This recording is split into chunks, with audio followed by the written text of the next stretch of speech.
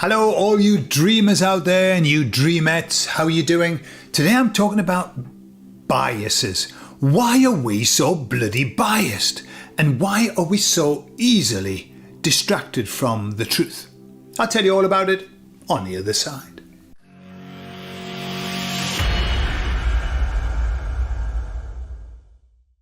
So I'm currently listening to an audiobook about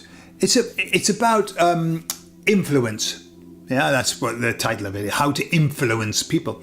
But what it's talking about are, at the front end, are all of the biases and the filters that we have. The premise being that if we understand how people's minds work, we can more easily influence them. But we've got so many biases going on. How the hell we even manage to grasp a piece of reality, I have no friggin' idea.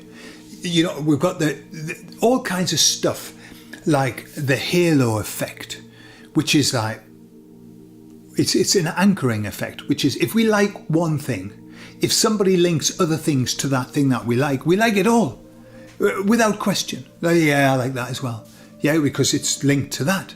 You know, like in a restaurant, if you go to a restaurant and it's filled with people, you instantly know that the food's good in there. It could be shit. There could be not enough restaurants in the town, but it doesn't matter. You assume that food is good. And if a restaurant's empty, you assume that the food's bad. It's just like we do these automatic processes without even knowing about it. You know, when they advertise a sale, have you noticed how many sales cards are in red? Red with white writing. How? Why?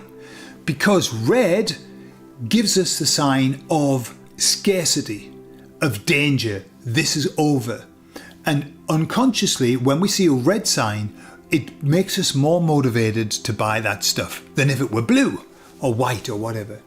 We've got the FOMO effect, the fear of missing out, which is partially linked to this red card, which is, I've got to do it now because I could miss out. You know, and that's why when they're trying to sell you something, they'll put, last one's in stock, 2 in stock. You think, what the hell, I better get it now, or this ends tonight at 12 o'clock. Or they have a countdown clock that never, ever, ever reaches 0. You might have noticed that. And these are all the things that we are not conscious of, but they affect us massively. Add to that, we've got the cognitive bias, we've got cognitive dissonance, we've got the reticular activating filter, which filters out like 99% of everything we see and just gives us a small amount. I mean, we're on a loser. So I was listening to this and I was thinking, this didn't sound very fair, really. In truth, that's not very fair. So I said to the emissaries, why have we been given so many impediments and biases? Why? It's just making our job harder here. It's making it rock hard. And the emissary said, well, that's the point, isn't it? They said, if you were to come here with all of the understandings and the awareness that you have on the other side, as soon as you got here, you would wake up. You would wake up and you would go, I'm calling bullshit. That's not right. No, this is just a pretendy place. There's nothing real. You would call bullshit immediately. And that would defeat the object. What the emissary said is that we come down here. And when we come down here, a blindfold is put on us. They said, imagine you go into a room. You've got a blindfold on. And you, by moving around the room and touching things, you've got to try and work out where everything is. After you've done it long enough, you know the room.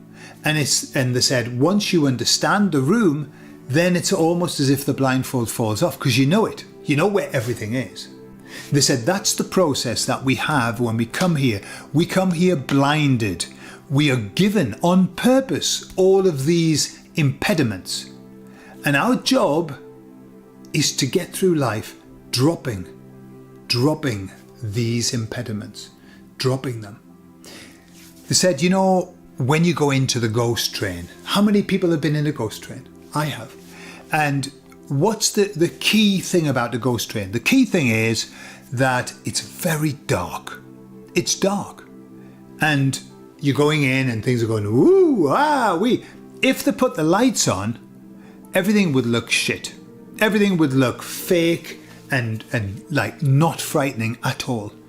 It's the darkness, it's the not being able to see clearly that makes it real, that makes it impactful. Okay? That's what happens to us when we come here.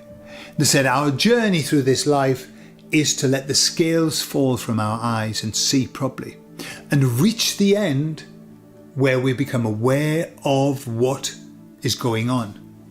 This is the Great Awakening. This is the point of the Great Awakening. The Great Awakening is seeing reality for what it is, seeing the truth for what it is. Okay, now I'm not for a moment saying that we are capable of seeing reality and seeing the truth, but boy, I'm a damn sight better at seeing reality now than I was 20 years ago. Holy cow, am I. You know, I can call bullshit now. It's patently obvious. When the hypnosis becomes apparent, when we know that we are in hypnosis or they're trying to hypnotize us, it stops working.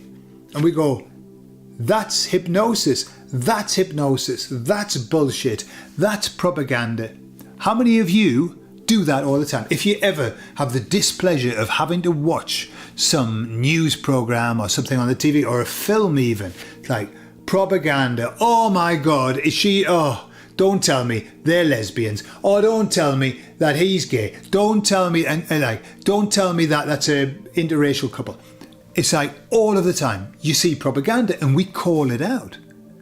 But we only call it out because we're waking up and we're able to see it. And all of our filters are dropping. And that's the point of it. So it's done on purpose. Right? We are blinded when we come here. And it's our job to find our sight again. And so the question is, how are you doing on dropping all of your biases and all of your filters and all of your belief structures that actually hold you tied down? How am I doing? Definitely got to think about that one. Where am I? What do I believe that's not helping me? What do I believe that's actually tying me up in a prison? I don't know. I mean, I was talking earlier about beliefs about diet. That it's anything where you are willing to argue tooth and nail about it to somebody that doesn't give a shit. You know, the truth of the matter is that we don't see 99% of everything around us, or less. And, you know, I suppose our process of waking up, of letting the scales fall from our eyes, what might that be? Will we start seeing 2% of everything? Will we start seeing 3%? Maybe top whack, we see 10% more. There's still an awful lot that we're not seeing.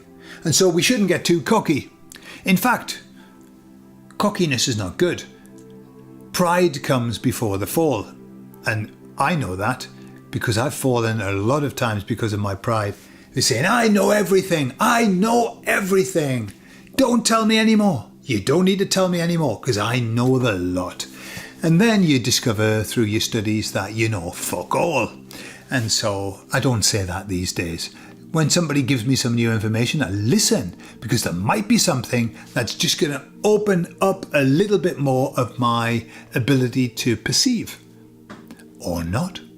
Or maybe they're going to give me something that's going to lock me down in another cult for the next 2 years until I realise it's a cult. Who knows?